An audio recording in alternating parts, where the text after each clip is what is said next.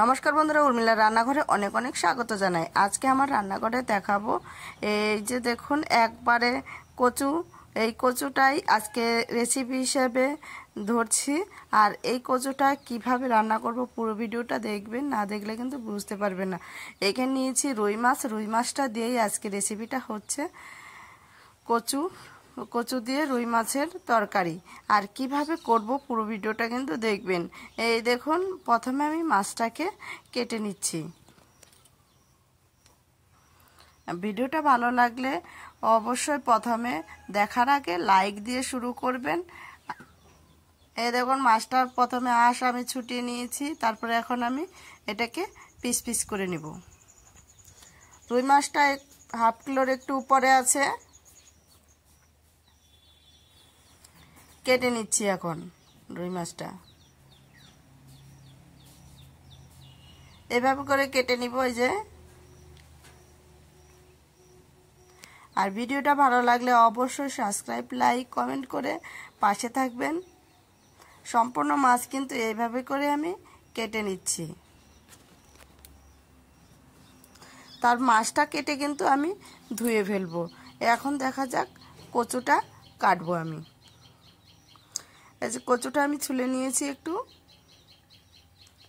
কচুটা আমি কাটছি না, আমাকে কেটে দিচ্ছে। এই যে দেখুন, কেটে এইভাবে করে লম্বা করে কাটতে হবে। লম্বা করে কেটে নিচ্ছি আমি কচুটা। সম্পূর্ণ কচু এইভাবে কিন্তু আজকে সিদ্ধ করে রান্না করব না। আগের ভিডিও দেখিয়েছি আমি সিদ্ধ করে রান্না, আজকে কিন্তু সিদ্ধ করে রান্না করব না, এইভাবে করেই কিন্তু রান্না করব। এইভাবে রান্না করলেও কিন্তু অসাধারণ খেতে লাগে। সম্পূর্ণ কচু কাটা হয়ে গেছে। এইদিকে উনানটাও জ্বালিয়ে দিয়েছি। দেখুন, কড়াই বসিয়ে দিলাম, তারপরে মাছটাও ধুয়ে নিয়েছি। লবণ দিয়ে দিলাম মাছের মধ্যে, তারপরে দিয়ে দিব হলুদের গুঁড়ো, তারপরে দিয়ে দিচ্ছি একটু লেবু। যেহেতু রুই মাছটা একটু ছোট সাইজের, একটু লেবু দিলাম গন্ধটা না করে। রুই মাছে একটু গন্ধ থাকে, ওই গন্ধটা করবে না লেবু দিলে।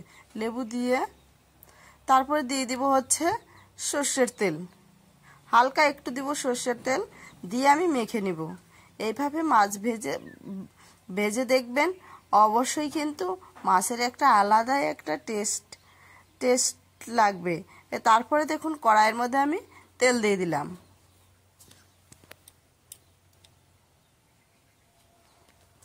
তেলটা দিয়ে হালকা নেড়ে চেড়ে দিব। তারপরে দিয়ে দিব তেলের মধ্যে হালকা লবণ। লবণটা দিলাম কিসের জন্য বলুন তো, যাতে মাছটা নিচে না লেগে যায়। এইভাবে করে সম্পূর্ণ মাছ কিন্তু আমি দিয়ে দিচ্ছি। সব কয়টা মাছ পিস করা আমি দিয়ে দিলাম।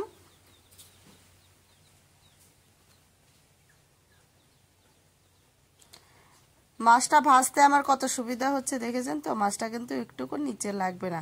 এই দেখুন কত সুন্দর করে উঠে আসছে। তাহলে আপনারাও এরকম বাড়িতে সামান্য টিপস দেখে মাছটা এরকম ভাজবেন, দেখবেন একটুকু কিন্তু নিচে লাগবে না। এই পিস্ট মাছ ভাজি হয়ে গেছে, আমি মাছটাকে উল্টে নিচ্ছি।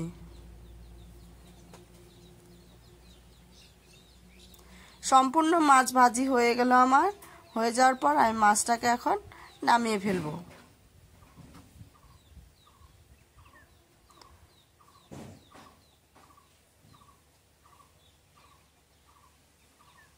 মাছ ভাজি হয়ে গেছে, নামিয়ে ফেলছি মাছটাকে। তারপরে দেখুন, এই যে মাছ ভাজি নামিয়ে ফেলেছি। তারপরে ওই তেলে আমি দিয়ে দিব জিরে আর শুকনো লঙ্কা ফোড়ন দিয়ে দিব। দেওয়ার পর আমি দিয়ে দিচ্ছি একটা বড় সাইজের পেঁয়াজ কুচানো। একটু হালকা নেড়ে চেড়ে দিব, বেশি অতটাও ভাজবো না, পেঁয়াজটা হালকা করে ভাজতে হবে। এই দেখুন, এইভাবে হালকা করে একটু ভাজবো। তারপরে বেশ কয়েকটা দিব কাঁচা লঙ্কা ফাটানো। কাঁচা লঙ্কা ফাটানো দিয়ে আমি আবারও নেড়ে চেড়ে দিচ্ছি। দিয়ে দিচ্ছি আমি কেটে রাখা কচুগুলো।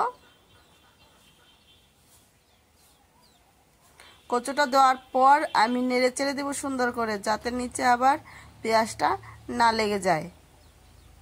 স্বাদ মতো লবণ দেব,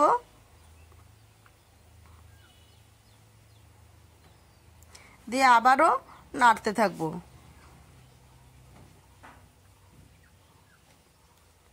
যারা আমার চ্যানেলে নতুন আছেন তারা অবশ্যই সাবস্ক্রাইব লাইক করে আমার পাশে থাকবেন।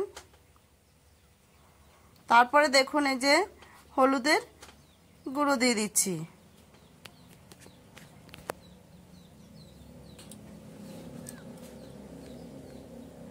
দিয়ে নেড়ে চেড়ে দিব।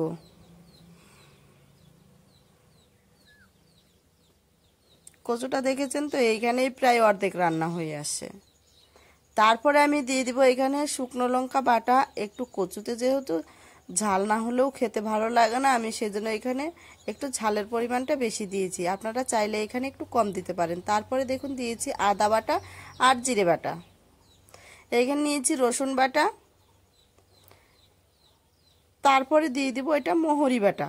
এখানে অবশ্যই আপনারা মোহরি দিয়ে একবার রান্না করে দেখবেন, খেতে কিন্তু অসাধারণ লাগবে।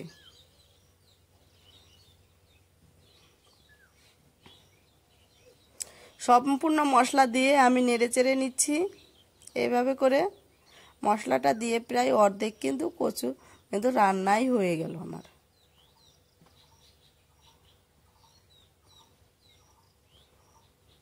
এইভাবে করেই আমি কিন্তু নাড়তে থাকবো। নেড়ে চেড়ে নিচ্ছি। আমার কচুটা দেখেছেন তো কষানো হয়ে এসছে। এখন আমি দিয়ে দিব এর মধ্যে জল। এই দেখুন জলটা দিয়ে দিচ্ছি।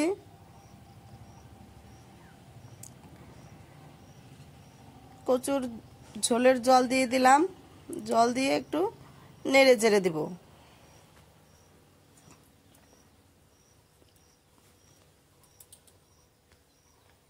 নেড়ে চেড়ে দিচ্ছি। দেখেছেন তো কচুটা আমার প্রায় হয়ে এসে গলে এসে কচুটা। কিছুটা আমি কচু এইভাবে করে গলিয়ে দিচ্ছি। তারপর দেখুন হালকা করে আবারও নাড়তে থাকবো। তারপরে আমি ভেজে রাখা মাছগুলোকে কিন্তু দিয়ে দিব। জলটা দেওয়ার পরে 5 থেকে 6 মিনিটের মতো ফুটিয়ে নিব। ফুটিয়ে নেওয়ার পর ভেজে রাখা মাছগুলো আমি দিয়ে দিচ্ছি। এইভাবে একবার রান্না করে দেখুন না, অবশ্যই কিন্তু ভালো লাগবে মোহরি বাটা দিয়ে।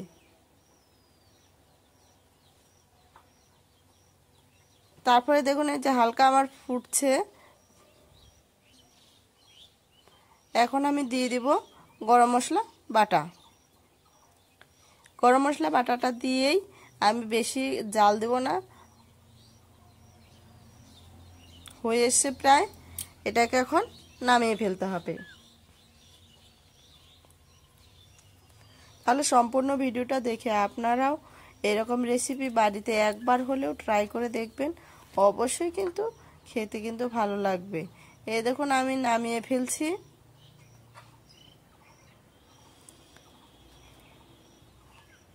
তরকারির কালারটা কিন্তু দারুণ এসছে, তাই না? তো সম্পূর্ণ ভিডিওটা দেখার জন্য অনেক অনেক ধন্যবাদ। আমি কালকে অন্য ভিডিও নিয়ে আসবো আপনাদের কাছে। আপনারা ভালো থাকবেন, সুস্থ থাকবেন এই কামনাই করি।